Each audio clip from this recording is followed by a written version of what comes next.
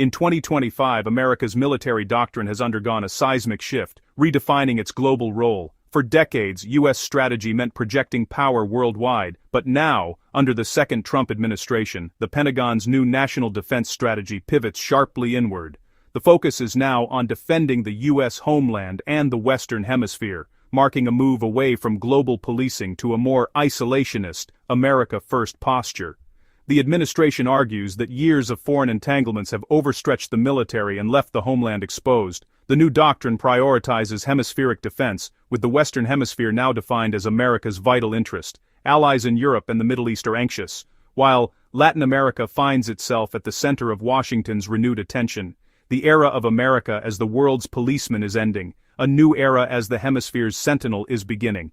This transformation raises urgent questions about the future of global security and the nature of American power.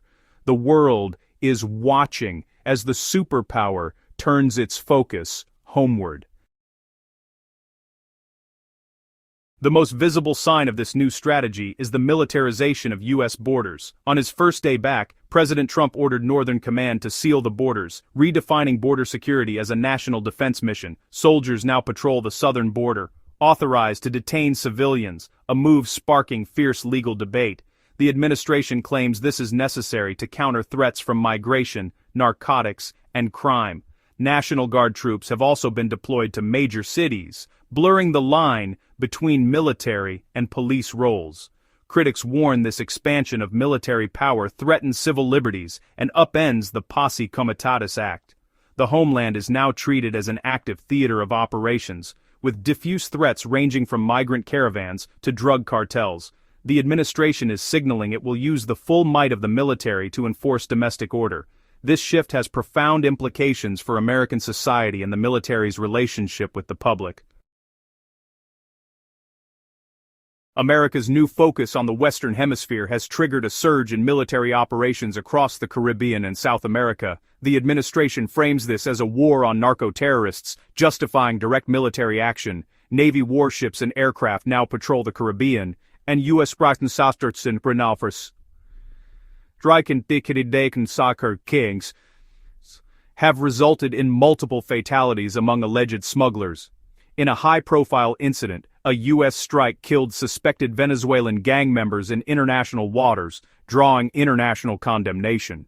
The administration insists these are legitimate military targets, but critics decry the lack of due process. Shows of force, like B-52 bombers near Venezuela, are meant to deter adversaries but risk escalating tensions. This aggressive counter-narcotics campaign aims to disrupt drug flows at the source, but some warn it repeats the failures of past drug wars. Critics argue that military spectacle cannot solve the root causes of trafficking: poverty, corruption, and demand. The debate continues over whether this new war on drugs is strategy or show.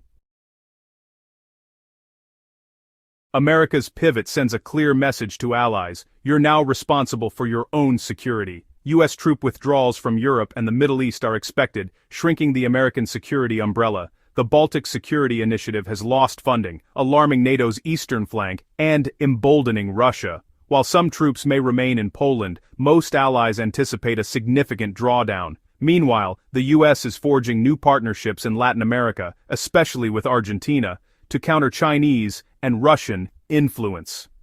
This transactional approach strains old alliances. Colombia, for example, has condemned U.S. military strikes as overreach.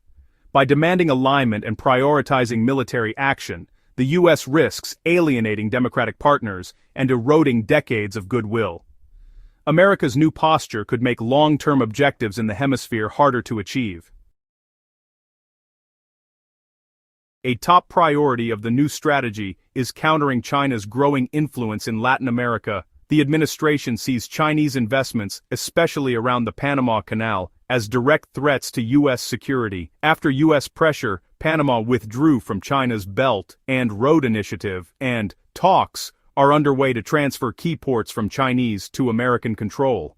The U.S. is also building alliances with countries like Argentina to offer alternatives to Chinese financing. The message, partnership with America, brings more security and stability than deals with Beijing.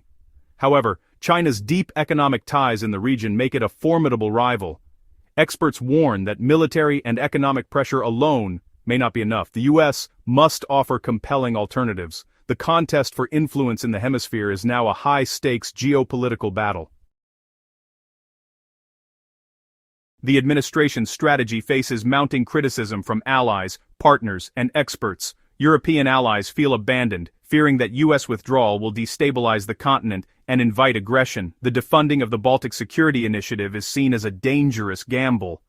In Latin America, lethal strikes against smugglers have been condemned as violations of sovereignty, straining key partnerships.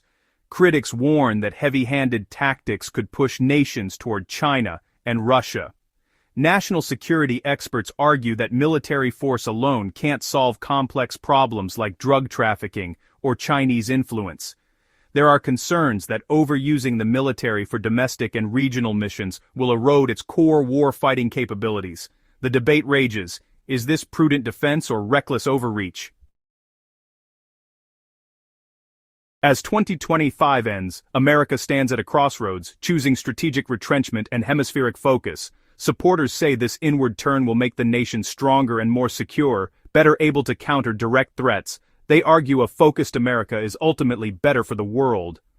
Critics warn that retreating from global leadership will create a power vacuum, embolden rivals, and destabilize the world order. The unraveling of alliances could leave the US isolated and less able to rally coalitions. The world wonders, will Fortress America be a bastion of security or a self-imposed prison? Will this strategy curb threats or mire the military in endless, unwinnable fights? The dawn of this new era is here, but its consequences remain uncertain.